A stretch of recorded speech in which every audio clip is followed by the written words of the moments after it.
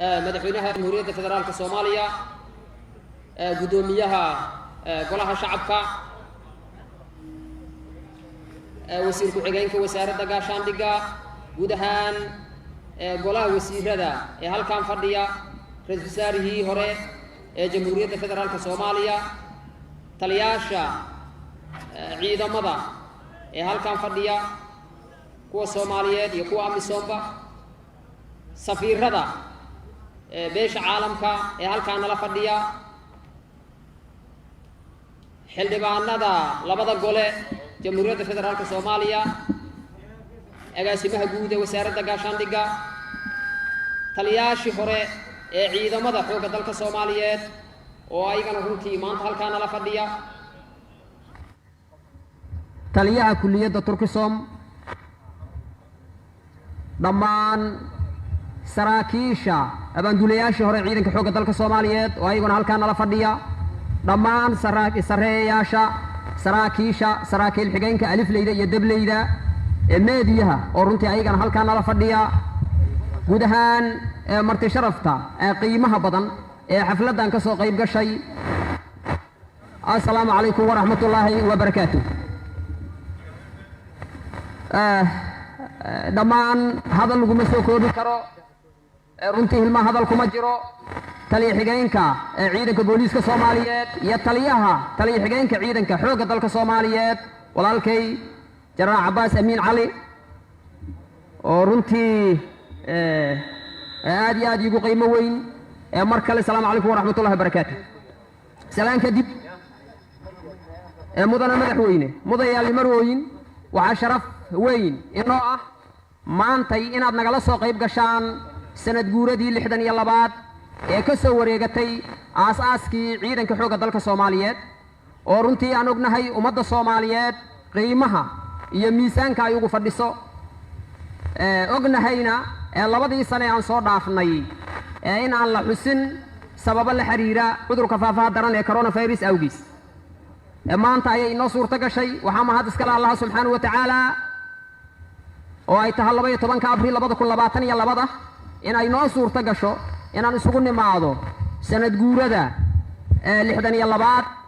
ee ka soo wareegtay aasaaskii ciidanka xoogga dalka Soomaaliyeed aad iyo aad ayaan runtii idinkaga mahad celinaynaa waqtigiina qiimaha badan iyo ka soo qaybgalkiina oo runtii aan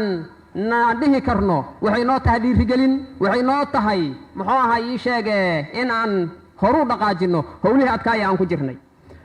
mudana madaxweyne intaa uga gudbo haddii aan ku laabto dhismaha ciidanka xoogga dalka Soomaaliyeed runtii wuxuu soo maray marxalado kala duwan maalinba meel ayuu joogay maantay runtii meel ayuu sii gaaray waxaan rajaynayaa insha Allah tacaala iyadana inaan ka sii wadi doono sarana u sii qaadi doono waxaan xoogga saarnay si ciidanka xoogga dalka Soomaaliyeed ay u noqdaan kuwa xirfadlayaal fahmi kara waajibka iyo mas'uuliyadda hor yaalla gudana kara si habsami leh u guda kara dhammaan hawlaha ay ugu xil saaran yihiin qarankooda ee tababarka noocyadiisa kala duwan ee lagu tayeynayo heerarka kala duwan ee ciidanka xoogga dalka Soomaaliyeed sidaas oo kale ayadana waxaan xoogga saarnay qaadashada aqoon-yahano ka soo qalin jabiya jaamacadaha dalka oo isugu jira muxuu ahaa ii sheegay heer jaamacadeed iyo heer dugsi sare oo aan u kala dirnay kulliyadaha kala duwan ee wadamada aan saaxiibada nahay kuwaas oo runtii kuwa badan oo kamid ah oo wadankooda dib ugu soo laabtay waxbarashadooda si guul ah ku soo dhameystay ay wax weyn ka bedeleen howlaha ciidanka xoogga dalka Soomaaliyeed kuwa badan oo kale oo wali ku maqanna aan aaminsanahay inay si guul ah ku soo dhamaysan doonaan kana sii dhaqaaji doonaan meesha ay maanta joogaan ciidanka xoogga dalka Soomaaliyeed sidaas oo kale mudan madaxweyne waxaan ayadana runtii muddooyinka ugu dambeeyay xoogga saarnay xirfadaynta iyo sare u qaadidda aqoonta saraakiil xigeenka alifleyda iyo dableyda ciidanka xoogga dalka Soomaaliyeed oo heerarka kala duwan loo tababarayo waxaan sidaas oo kale ayadana madaxweyne runtii aan xoogga saarnay muddooyinkii ugu dambeeyay waxaan ognahay marka laga hadlayo ciidamada muhiim waxa ugu weyn waa taakulaynta sidaas awgeed waxaan runtii xoogga saarnay arrimaha taakulaynta ciidanka xoogga dalka Soomaaliyeed hadday noqon lahayd saadka hadday noqon lahayd sancada hadday noqon lahayd gaadiidka hadday noqon lahayd caafimaadka dhammaan meelahaas iyo meelaha kale ayaan runtii xoogga saarnay waxaad la socotaan runtii asigana in muddaaba ciidanka xoogga dalka Soomaaliyeed oo ku socda reform isugu jira nuucyo kala duwan hadday noqon laheeday dadkiisa iyo hadday noqon laheeday hantidiisa intaba oo ayagana runtii aan dhihi karno waxaa laga gaaray guulaad waaweyn oo runtii aan halkan lagu soo koobi karin waxaad ogtihiin dhammaan xubin kasta ee ciidanka xoogga dalka Soomaaliyeed kamid ah waxay martay personnel reform oo dhammaystiran asigoo u daadegay ilaa heer maamul taasna runtii waxaan aaminsanahay in ay aheedo hawl aad iyo aad weyn ay aheedo waddo dheer oo runtii safarkeeda uu dhib badnay laakiin ku soo dhamaatay si farxad iyo guula welina socota oo qaybaha ka dhiman insha Allah tacaala aan dhammaystiri doono haddii Ilaahay yiraahdo waxaad ogtiin ciidanka xoogga dalka Soomaaliyeed maantay si systematic ah ayuu ku qaataa dhammaan xuquuqaadkiisa waxaan uga mahad celinayaa dhammaan howlahaas ayaga ah in Allah inta nagala qayb qaadatay oo xafiisyada kala duwan ah gaar ahaan waxaan uga mahad celinayaa runtii oo ayagana garab weyn ugu siiyey muxuu ahaa ii sheegay madaxweynaha jamhuuriyadda federaalka Soomaaliya iyo guud ahaan madaxda kala duwan ee qaranka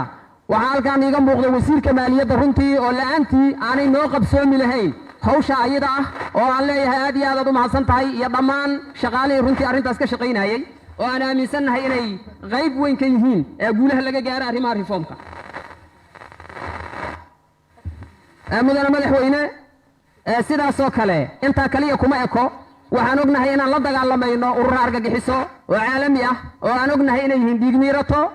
daadinaya dhiigga ummadda Soomaaliyeed maalin walbana ku howlan dhagarta iyo qiyaanada ay ku samaynayaan ummadeenna iyo qarankeenna sidaas awgeed maadaama ay been ku sheegayaan arrimaha diinta islaamka mar walbana ay adeegsanayaan waxaan xoogga saarnaa arrimaha wacyigelinta oo aan ugu talagalnay dhammaan ciidanka xoogga dalka Soomaaliyeed iyo bulshooyinka intooda kaleba inta aan gaarsiin karno ayadana runtii meel fiican ayaan ka soo gaarnay oo ayagana runtii aan dhihi karo dhammaan idaacadda qaranka iyo idaacadda ciidamada qalabka sida iyo dhammaan meediyaha kale runtii oo arrintaas ayagana siyaabo gaargaara ee noogala shaqay jiro aan leenahay aad iyo aad u mahadsan tihiin welina aan u baahanahay runtii gacantooda in ay gudbiyaan si looga qabto nimanka dhiig miiratada qarankeenna iyo ummadeenna mudanayaal iyo marwooyin dhammaan waxqabadka kor ku xusan la xiriira muxuu ahaa ii sheegay xuska iyo xiriirka guulaha uu gaaray ciidanka xoogga dalka Soomaaliyeed sidaasoo kale ayadana waxaa barbar socday oo aad ogtihiinba la dagaalanka ururada argagixisada oo runtii in muddo ah aan kula jirnay argagixisada dagaal laguna qaaday hawlgallo aad u xooganaa oo meelo badan looga xureeyay meelo badan oo xarumo badan ay kula hayeen lagu burburiyay aan rajaynaynana insha Allah tacaala inaan xoojino siina dardar gelino si aanu dabar goyno oo uga saarno ummadeena si hooyooyinka Soomaaliyeed carruurta Soomaaliyeed aabayaasha Soomaaliyeed iyo guud ahaan ummadeenuba ay ugu noolaadaan sharaf barwaaqo iyo nabad waxaan rabaa runtii ayagana inaan halkan ka xuso saaxiibada beesha caalamka oo runtii aan dhihi karno xaqiiqatanka ayagana waxay ka geysteen muxuu ahaa ii sheegay dib u dhiska hay'adaha amniga gaar ahaan ciidanka xoogga dalka Soomaaliyeed gacan aad iyo aad muhiim u ah oo runtii aan dareemi karno kaalinta ay ku lahaayeen howlihii aan soo marnay laakiin taana aysan ahayn oo aanay ka turjumayn dhammaystirka waxyaabihii u baahnay ciidanka xoogga dalka Soomaaliyeed waxaan ognahay waddanka Turkiga saaxiibadeena halkan maanta nala fadhiya oo runtii ciidanka xoogga dalka Soomaaliyeed qaybo kala duwan oo aad iyo aad muhiim u ah saraakiil xigeen leh alifley iyo dabley leh siyaabo kala duwan tababaro u soo siiyey haddana qalabeeyey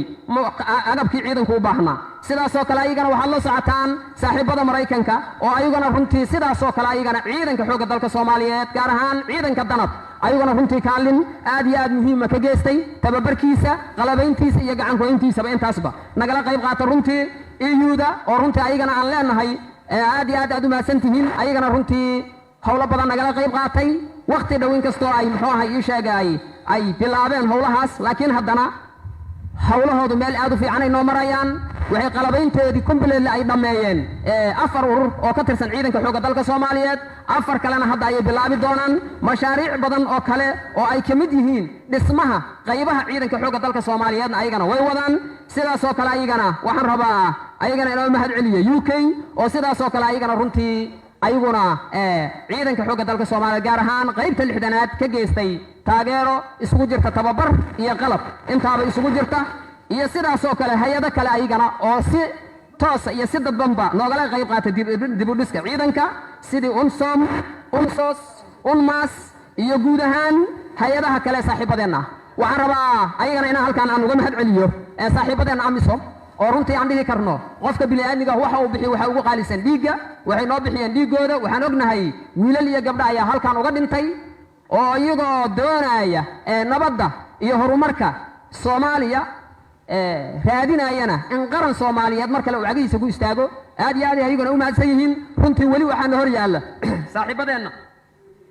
inaan iska kaashano hawlo aad iyo aad weyn oo ay ugu horeyso la dagaalanka argagixisada waxaan ognahay AMISOM hadda inay u gudubtay isbuuc ka hor in la ansixiyay ADMIS oo ay transition noqotay una baahannahay runtii saaxiibadeena qaaliga si ay u xaqiijiyaan wixii ay halkan u yimideen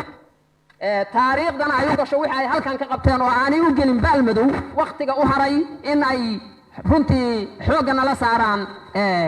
dabargoynta nimanka arxanlaawayaasha ah ee dhiigga ummaddeena miiranaya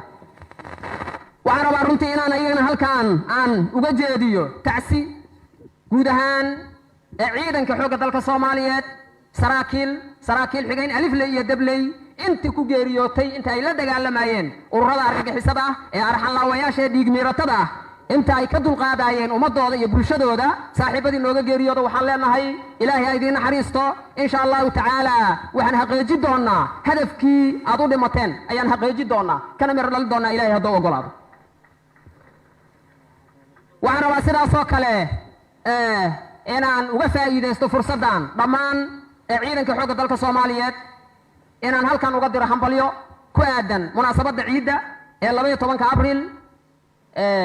sanad guuradii 62 ka soo wareegtay asaaskii ciidanka xoogga dalka Soomaaliyeed dhammaan sareeyaasha saraakiisha alifleyda iyo dableyda xaasaskooda iyo caruurtooda waxaan leeyahay farxad wanaagsan runtii waxaan rajaynayaa munaasabadeeda kale in ay aan ku gaari doono guul iyo horumar annagoo maanta meesha aan taaganahay runtii tilaabo aad wanaagsan ka tilaabsanay oo dhinac walba ah waxaan rabaa waa dareemi kartaan runtii qabanqaabada iyo inta aan ku jirnay munaasabadan diyaar garowgeera gaar ahaan maalmihii la soo dhaafay maadaama ay munaasabadan meesha ay ka dhacaysa ay tahay caasimadii bulsho badan ay ku nool yihiin anigoo u marsiinaya gobernatooraha gobolka haddii xoogay cariiri badan iyo wadooyin badan oo xirxiran ay nagala kulmeen bulshadu inay noo dulqaataan maanta ay halkaan noogu soo gabagabowday intaad aragteenna dabcan waxay ahaaday amniga iyo tacadirkiisa aad iyo aad ayay ayaguna runtii u mahadsan yihiin sida dulqaadka leh ee ay muxuu ahaa ii sheegeen noogu samreen aad iyo aad u mahadsantihiin salaamu calaykum waraxmatullahi wabarakaatu